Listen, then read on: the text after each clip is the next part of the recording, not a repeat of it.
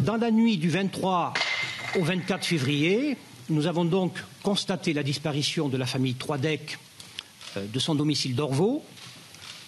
4 personnes, les parents, 2 enfants, Charlotte âgée de 18 ans et Sébastien âgé de 20 ans. Dans la nuit du 23 au 24, des premières constatations sont réalisées qui permettent de découvrir et de mettre en évidence des traces de sang dans la maison, ce qui nous amène au parquet de Nantes à saisir dès le vendredi matin les services du service régional de police judiciaire de Rennes et l'antenne nantaise qui se positionne tout de suite et qui se transporte sur les lieux. Au cours des jours qui vont suivre, il va y avoir dans cette maison plusieurs opérations de police technique scientifique qui vont être conduites. Dans la nuit du 23 au 24 février, comme je vous l'ai indiqué, dans la journée du 26 février, c'est la journée du dimanche, où les enquêteurs vont à nouveau réaliser des opérations de police technique et scientifique.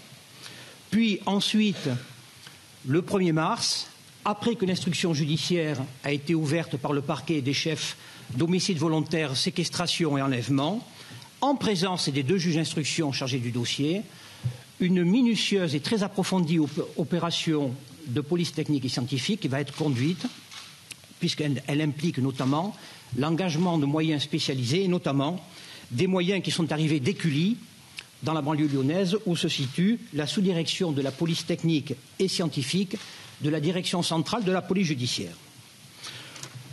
Nous ne connaissons pas, à l'heure où je vous parle, la totalité des résultats de ces prélèvements scientifiques. Le laboratoire n'a pas encore donné tous les résultats. Notamment, nous n'avons pas encore en notre possession les prélèvements qui ont été réalisés dans la maison pendant la journée du 1er mars. Mais ce que je peux vous dire à ce stade, comme éléments qui sont donc des éléments connus, c'est que nous découvrons et nous attestons de la présence de sang appartenant aux 2 parents, Pascal et Brigitte Troidec. Ce sang est présent dans les pièces qui se situent à l'étage, dans l'escalier, dans les pièces du rez-de-chaussée et dans le garage. Nous constatons aussi la présence de sang appartenant à Sébastien Troidec. Ce sang est découvert dans sa chambre et surtout sur un téléphone portable, qui est le téléphone portable de Sébastien Troidec, qui est souillé d'une quantité importante de sang. En revanche, nous ne constatons pas à ce stade de traces de sang que l'on peut imputer à Charlotte Troidec. Donc il n'y a pas encore à ce jour, ça c'est une constante à travers les différentes opérations que nous avons conduites, il n'y a pas de traces de sang présentes qui permettent d'être attribuées à Charlotte Troidec. Nous constatons aussi un certain nombre d'autres éléments. Un premier élément sur lequel je vais parler ensuite, je vais revenir, c'est la disparition du véhicule de Sébastien Troidec. Sébastien et sa sœur Charlotte sont venus le 10 février dans la maison rejoindre leurs parents parce que c'était les vacances scolaires. Le véhicule de Sébastien qui est stationné devant la maison a disparu le vendredi matin 24 février. Ce que nous établissons également, c'est que les téléphones portables de la famille ont cessé d'être actifs pendant les journées du 16 et du 17 février 2017. Le dernier téléphone portable à être actif est celui de Sébastien Troidec, qui va cesser d'émettre, qui va cesser d'être actif le 17 février 2017 à 3h12. Nous découvrons aussi dans la maison, alors ça je l'indique parce que j'ai vu que ça avait été publié avec une interprétation qui me paraît erronée, nous découvrons dans la maison des billets d'avion qui nous permettent de penser que le couple Troidec, les parents, projetaient de faire un voyage au Portugal et leur départ était prévu pour le 10 avril prochain. Donc l'idée que les parents auraient pu s'absenter sur la période récente pour aller au Portugal ne me paraît pas une idée que je suis susceptible d'être confirmée, mais j'indique ce point-là pour préciser des imperfections, des incertitudes que j'ai constatées dans la presse. Nous établissons aussi un fait qui se déroule le 16 février à 10h47. 10h47 le 16 février, Charlotte Troidec et sa mère se présentent à la banque pour faire opposition sur la carte bancaire de Charlotte Troidec. Alors là aussi, quelques précisions.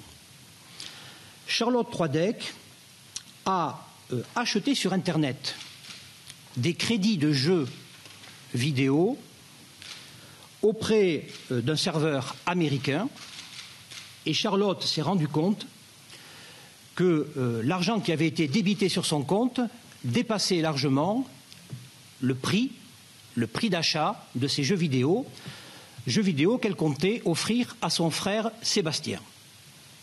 Donc c'est à la suite de cette découverte qu'elle a pris peur, qu'elle a pensé, comme cela peut arriver parfois, qu'elle pouvait être victime d'une escroquerie et que donc il fallait aller tout de suite faire opposition à la banque pour éviter éventuellement, ultérieurement, d'autres prélèvements frauduleux.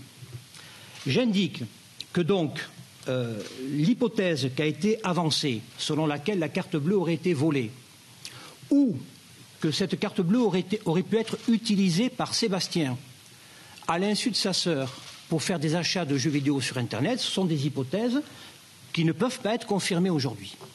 En fait, Sébastien n'a strictement rien à voir dans le fait que sa sœur est venue faire opposition sur les paiements carte bleue.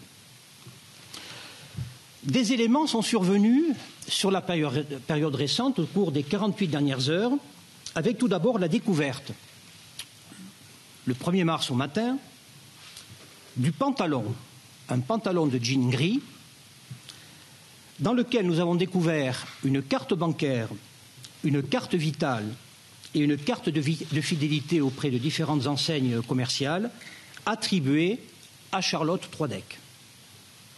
Cette découverte a été faite dans le Finistère à Dirinon et toutes les recherches importantes qui ont été engagées pour tenter de retrouver des éléments susceptibles d'intéresser l'enquête n'ont pas été confirmées. On pensait que peut-être nous aurions pu trouver par exemple des corps appartenant aux victimes, mais cela n'a pas été le cas. Ces recherches ont été infructueuses. Une découverte complémentaire est intervenue le jeudi 2 mars à Saint-Nazaire.